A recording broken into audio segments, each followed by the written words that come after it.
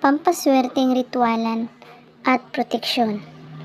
Ang Agua de Mayo, ang unang tubig o patak ng ulan sa Mayo.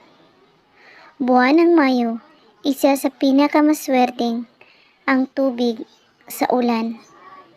Ito ay pwedeng gamitin sa charm o panghugas ng inyong mga kamay o gamit sa pangritualan, at pwede rin kayong maglagay sa ilalim ng iyong unan o bag.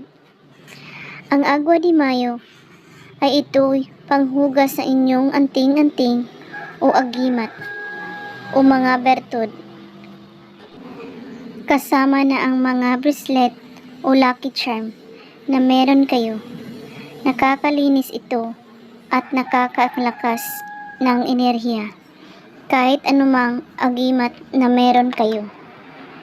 Maaari din itong ipaligo dahil ang tubig sa ulan ng Agua de Mayo ay nakakagaling noon pa man sa ating pinagmulang ninuno.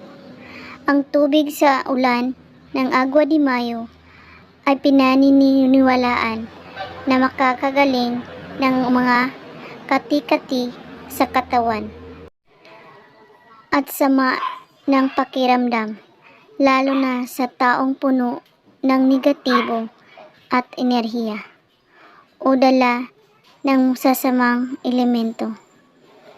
Pwede kang kumuha ng malinis ng isang bote ng tubig sa Agua de Mayo at insinsuhan mo ito kasabay na paglagay ng kaunting asin sa tubig at dasalan ito kahit anong dasal na maibigan nyo, at pwede din nyo itong orasyonan, ang unang tubig sa Agua de Mayo.